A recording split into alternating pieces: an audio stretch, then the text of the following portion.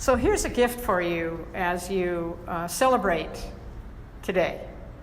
Life is not about getting better, because you're already perfect, just as you are. Life is about discovering that perfection and being lifted up from anything else. That's what resurrection is all about, and that's worth celebrating. And so it is. So today's talk is the completion of last month's theme, which was titled, It's Your Life. And today's topic is designing your life.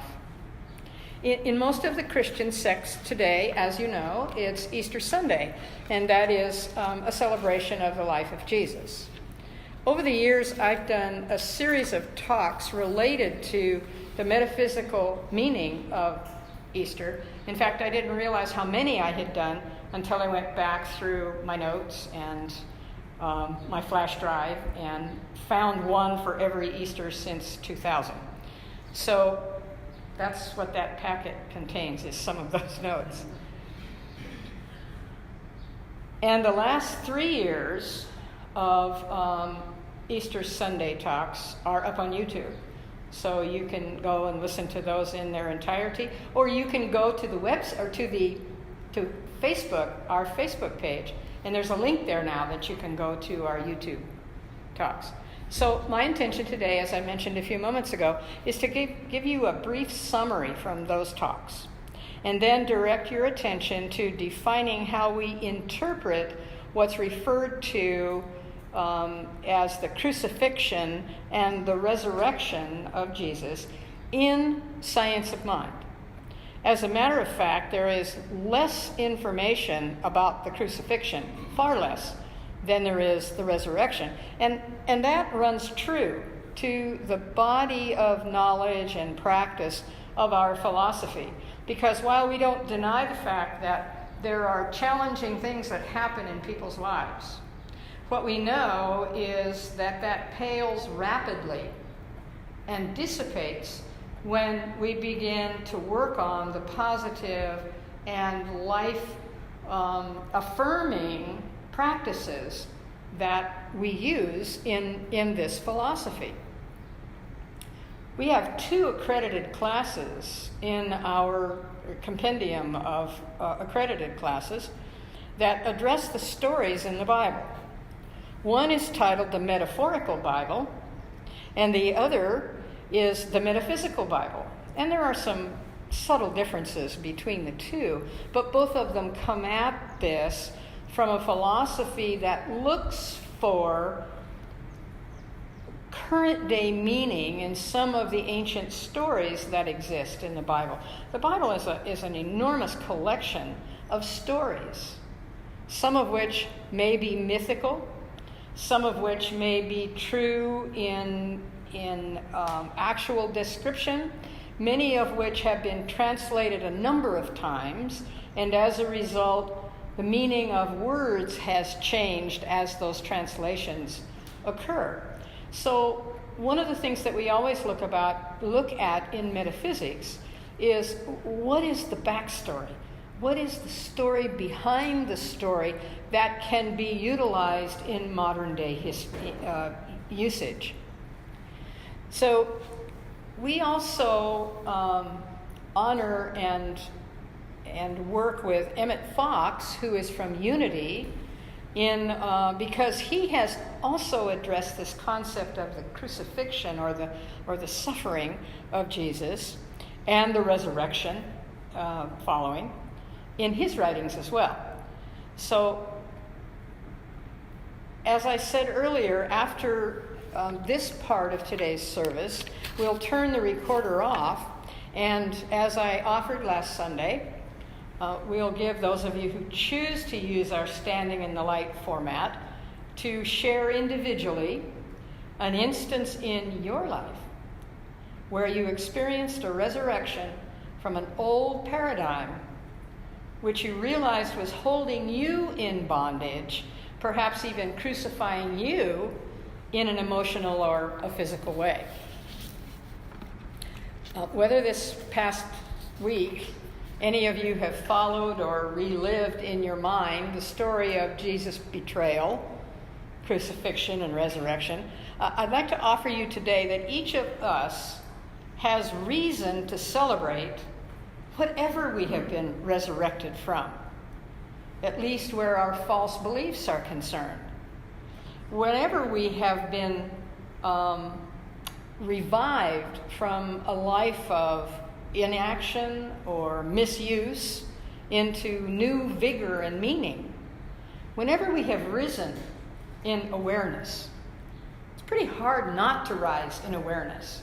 You almost have to go into a hole head first and not back out, because there are so many opportunities to expand our awareness. And in today's world, it's so easy to tap those sources electronically, visually, in all kinds of new thought opportunities, whether they be on television, they be on DVDs or CDs, or you can actually go onto websites and tap into those kinds of programs being presented.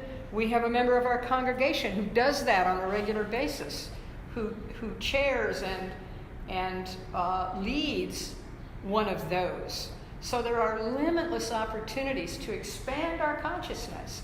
It's simply a question of recognizing that there's more to life than getting up in the morning and sucking air for 16 hours and then going back to bed. So here's what Ernest Holmes had to say about that. He said, resurrection is a restoring or a renewal. In biblical stories, Jesus is said to have taught that the kingdom of heaven is within, and we reach it by overcoming our limited beliefs. So in metaphysics and in the science of mind, we believe that this is a time for reflection for each individual and to revisit these words.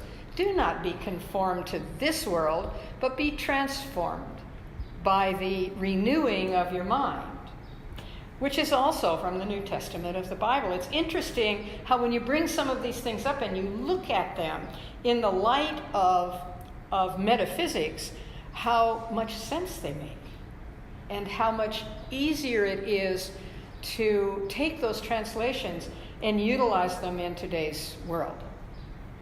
And to recognize, yes, that the Bible, it has had staying power. It's been a bestseller for a very long time now. There must be something that we can use in it. And it has, through these stories, its own metaphysical message. So you see, we can be transformed. We can be transformed every day. Every day, we have the ability to rise above the limitations of our past. And in that respect, Easter is not a historical event which happened 2,000 years ago, or a chronicle of religious persecution. It is a message of possibility, which happens daily, and it's happening to each of us right here and right now. This is sometimes referred to as change, because that's exactly what it is. Because we can rise in consciousness on a Tuesday afternoon. We can grow in awareness in September. There's no specific timeline or single way of expanding our spiritual vistas and becoming enlightened. In metaphysics, we believe that the resurrection is the lifting of our individual spirit into the Christ consciousness. Now, I've used that phrase, the Christ consciousness, innumerable times in these talks, in our classes, in workshops that I've done, and in individual counseling sessions. But if that's a new phrase to you, or one that you could use some updating on during this week, please refer to chapter 22 in your Science of Mind text. It's entitled, Finding the Christ. And it gently, lovingly, guides you through the realization that each one of us, all of us, have within us the Christ consciousness. It's all about how we discover that for ourselves and what we do with it as a result.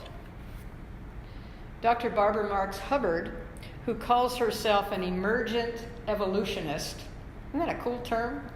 She just decided that's what she wanted to call herself. And because she has a lot of recognition in metaphysical circles, we just decided to accept that. An evolutionary, emergent evolutionist. She says our evolutionary impulse is to rise to another level. And this is the metaphysical meaning of the story of the resurrection and the story of Jesus. It's only when we get stuck in the story that we forget its powerful and transforming meaning. I have to tell you, in the footsteps of those I honor most, I walk in peace.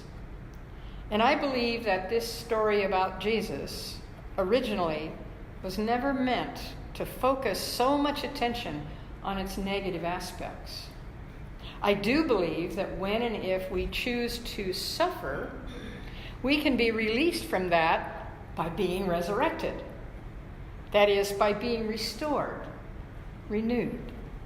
I also believe that we are not condemned or required to suffer in order to rise in our spiritual consciousness. To accept that we, too, have that Christ consciousness within us. It comes with the package.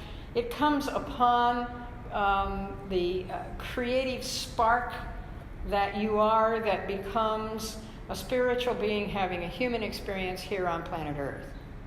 So consider this. Our minds can be raised in consciousness with or without suffering. Or you have been suffering, you are not condemned to stay in it. In faith and in trust, each of us has tools, spiritual tools to learn and grow and flourish in our own spiritual awareness, and to be a beacon of light for others as well. We practice using those spiritual tools daily, and we call that our spiritual practice. Dr. Dennis Merritt Jones describes it like this. He says, the realization of this truth is profound. When we begin to understand that by our very nature, as spiritual and human beings, we play a role in the incredible drama of life. We don't have to wait until the day we leave our earthly garment of flesh and bone to participate in God's method of renewal and eternal life. It's happening to us right here, right now. So now we're going to share Standing in the Light with this revised way, and I'm going to ask Gail to play our Standing in the Light music, and those of you who know it, and those who don't, it's in our program, the words are there. Now standing in the light,